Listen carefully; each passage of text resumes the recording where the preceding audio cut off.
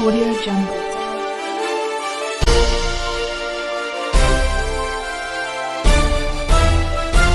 Audio Jungle.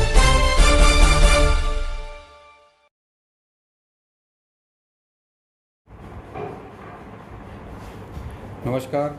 आज हमारे channel में हमारे साथ जुड़े हैं प्रदेश कांग्रेस प्रवक्ता आरपी सिंह। आरपी सिंह जी से आज हम ग्वालियर विधानसभा पर कुछ चर्चा करेंगे।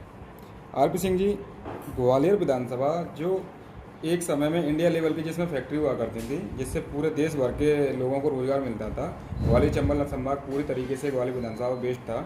और वही विधानसभा आज पिछड़े वर्ग में, मतलब पिछड़ी विधानसभा में शामिल हो गई है, जिसके 60 से 70% युवा अन्य देश के अन्य राज्यों में रोजगार के लिए भटक रहे हैं। इसका क्या कारण मानते हैं आप? देखिए, आपने बिल्कुल ठीक कहा कि जो ग्वालियर विधानसभा है एक समय में मध्य प्रदेश में भी अग्रणी थी, और ग्वालियर के अग्रणी होने का कारण जो था उसमें सिर्फ और सिर्फ ग्वालियर विधानसभा थी। जैसा आपने बताया है कि जेसी मिल्स, ग्रेसिम, ये राष्ट्रीय नहीं, आपकी जानकारी को अपडेट करूं, अंतर्राष्ट्रीय स्तर की फैक्ट्रीज और प्लांट थी, और यहाँ का फैब्रिक कपड़ा पूरे विश्व भर में बिका करता था। और जहाँ तक सवाल रोजगार का है, ये सिर्फ मध्य प्रदेश को ही रोजगार नहीं देता था, ग्वालियर चंबल अंचल को ही रोजगार नहीं देता था। और देखेंगे आपके उत्तर प्रदेश और आसपास के जो राज्य भी थे, इस प्रकार से राजस्थान है और अन्य राज्य हैं, उनको भी रोजगार मिलता था। कम से कम 4 से 5 प्रदेश के लोगों को यहाँ पर रोजगार मिलता था। अगर सर हम पिछले 20 सालों पे इस विधानसभा पर नज़र डालें तो उसमें लगभग 2 बार नरेंद्र सिंह तोमर जी विधायक रहे, यहाँ से चुनकर आए, जो कि अभी कैबिनेट में मंत्री हैं और राज्य में भी मंत्री रहे। जयवंत सिंह पवैया यहाँ से जीत कर आए, जो भी मंत्री रहे प्रदेश में। लेकिन फिर भी इस विधानसभा को कोई अभी आर्थिक रूप से सुदृढ़ नहीं कर पाए। इसका क्या कारण रहा? देखिए, हालांकि मुझे बोलना नहीं चाहिए, जितने नाम भी आपने लिए वो आज बड़े लीडर हैं, अपने अपने पार्टी में उनके पास उच्च पद है, किंतु दुर्भाग्यपूर्ण बात ये रही, किसी के पास रोड मैप नहीं था और दूरदर्शिता नहीं थी। और यदि मुझे पूछेंगे आप, क्योंकि मैंने एक सर्वे में भी जवाब दिया था, युवाओं ने मुझसे पूछा, तो मुझे कहीं लगता है कि उनके पास युवा दृष्टि भी नहीं थी और एक विजनरी लीडर्स नहीं थे वो। आपको मैं स्पष्ट रूप से बता सकता हूं कि आज भी अगर हमको ग्वालियर को पुराने गौरव को अगर दिलाना है, सुदृढ़ करना है, तो कोई बहुत मुश्किल बात नहीं है। ग्वालियर विधानसभा को अगर भौगोलिक दृष्टि से आप देखोगे और ऐतिहासिक दृष्टि से देखोगे, आप बहुत ही समृद्धशाली विधानसभा है। पर्यटन की दृष्टि से देखिए, आप सारे मुख्य पर्यटन स्थल जो है वो ग्वालियर विधानसभा में ही है। भले वो किला ले लें आप, तानसेन का मकबरा ले लें, लदेड़ी का गेट ले लें, अन्य और ऐसी बहुत सी विशेष जगह। तो जब पर्यटन की इतनी अपार संभावनाएं इस विधानसभा में हैं, उसके बावजूद भी बेरोजगारी है। दूसरा, आप देखिए कि ग्रेसिम बंद हो गया, सिमको बंद हो गया, और जो लेबर वहाँ पे मजदूर हैं, तकरीबन 20,000 परिवार जो हुआ एक साथ बेरोजगार हो गया। उससे क्या हुआ कि मार्केट में जो पोटेंशियल था, जो पैसा आता था, जो सर्कुलेशन था, वो बिल्कुल रुक गया।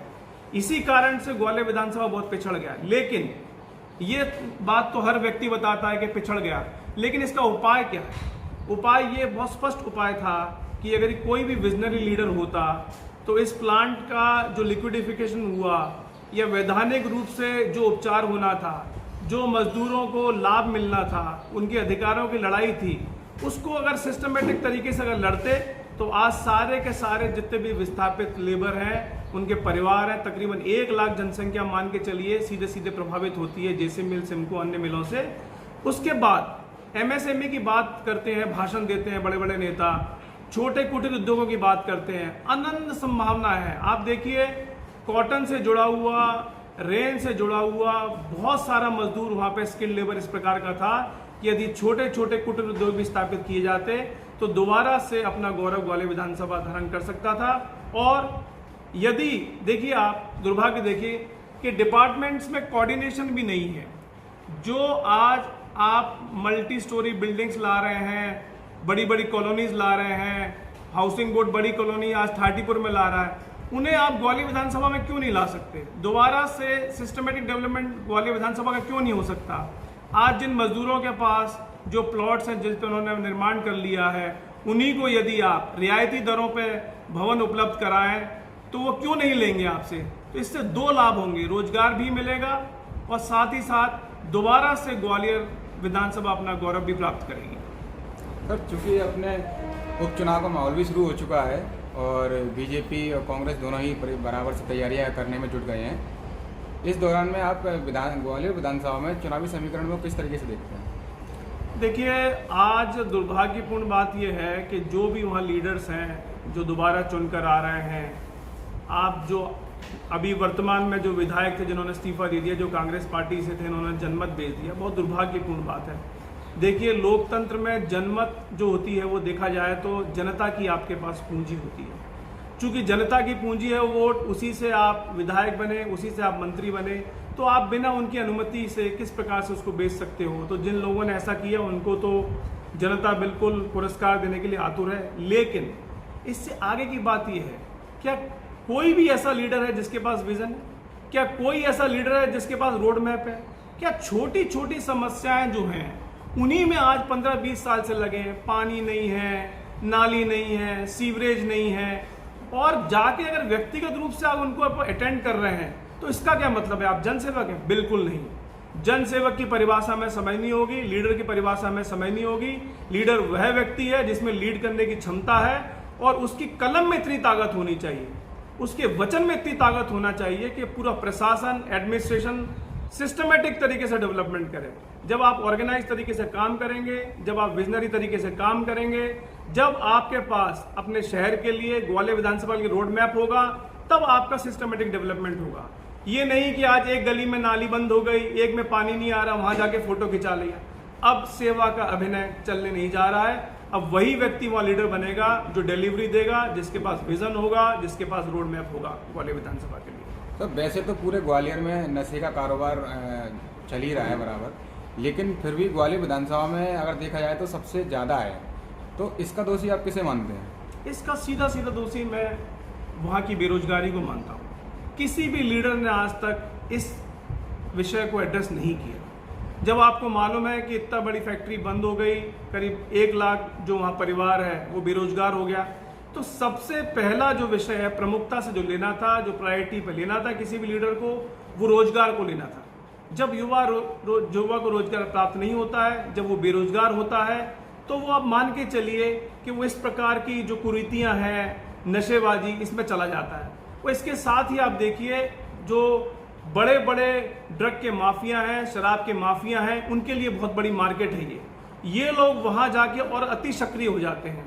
तो ये भी एक लीडर की जिम्मेदारी है कि वो देखे कि आपके क्षेत्र में नशाखोरी बढ़ तो नहीं रही है, और साथ ही साथ आपको यूथ को मोटिवेट भी करना है। सबसे बड़ी बात, अगर आपका यूथ मोटिवेटेड नहीं है तो वो इस दिशा में जाएगा, वो दिशा भ्रमित हो जाएगा, वो दिग्भ्रमित हो जाएगा। तो इसके साथ साथ आपको ये भी देखना है कि अगर रोजगार नहीं भी है तो रोजगार उपलब्ध कराएं। अन्य जो चीजें हैं, जैसे कि आप वहां पे खेल कूद को बढ़ावा दें, तो जिससे रोजगार, जिस युवा का जो शक्ति है, जो शक्तिपुंज है, वो सही पॉजिटिव तरीके से जाए, पॉजिटिव दिशा की ओर जाए। तो आपको बहुत सारी चीजें देखनी होती है किसी भी क्षेत्र के सर्वांगीण विकास के लिए, और युवाओं के लिए तो बिल्कुल आपको देखना होगा कि आपको उनको रोजगार उपलब्ध कराने होंगे, उनको मनोरंजन के साधन उपलब्ध कराने होंगे, उनके खेलकूद का ध्यान रखना होगा, साथ ही साथ उनको आपको सामाजिक संस्कार भी देने होंगे जिससे वो इस प्रकार की कुरीतियों की ओर न जाए, नशाखोरी की ओर न जाए। सर आपसे आखिरी सवाल ये है कि आप करीब काफ़ी समय से पहले कांग्रेस में जुड़े हुए हैं और कांग्रेस सक्रियता निभा रहे हैं, उसमें आपने संगठन में भी कई पदों पर जिम्मेदारियाँ निभाई हैं। तो और चूँकि आप ग्वालियर विधानसभा में निवास भी करते हैं, मतलब अगर कांग्रेस पार्टी आपको टिकट देती है तो आपकी उसके लिए क्या तैयारी है? देखिए, पहले तो जैसा मैंने आपको बताया कि ग्वालियर विधानसभा हम 4 पीढ़ी से वहाँ पर रह रहे हैं। मेरे जितने भी पूर्वज थे वो वहीं पर थे। मेरे पिता चूँकि ये पैरामिलिट्री फोर्स में ऑफिसर थे, तो हमारे पास वहाँ की संपूर्ण जानकारी मेरे पास ग्वालियर विधानसभा की है। मेरे पास ग्वालियर विधानसभा के लिए, भविष्य के लिए संपूर्ण रोड मैप है, और साथ ही साथ हमने अपने सभी साथियों के साथ मिलकर 3-4 वर्ष से 5 वर्ष से हम इस पर अध्ययन कर रहे हैं।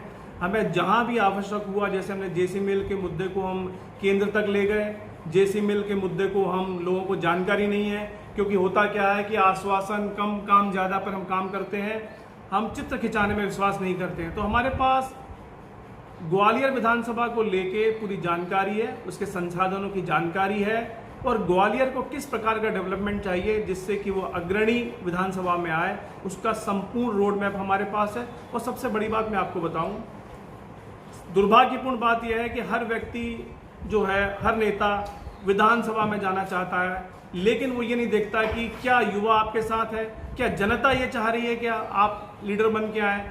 तो सौभाग्य से मैं बताऊं आपको कि जनता अब ये चाह रही है कि हम लीड करें, इसलिए मैं पूरा प्रयास करूंगा एक शिक्षित, ईमानदार और नेता के रूप में। साथ में मैं एक बात और स्पष्ट करना चाहता हूं कि मैं यदि इस विधानसभा का चुनाव लड़ूंगा तो ये सिर्फ और सिर्फ सेवा के लड़ूंगा। मेरे पास स्वयं का रोजगार है, मैं किसी प्रकार की भी आर्थिक अनियमितताओं में किसी भी तरह से संलिप्त नहीं रहूंगा। और साथ साथ ये बताना चाहता हूं कि मैं तन मन धन से ग्वालियर विधानसभा की सेवा करूंगा। ठीक सर, इसी के साथ आपका इंटरव्यू समाप्त होता है।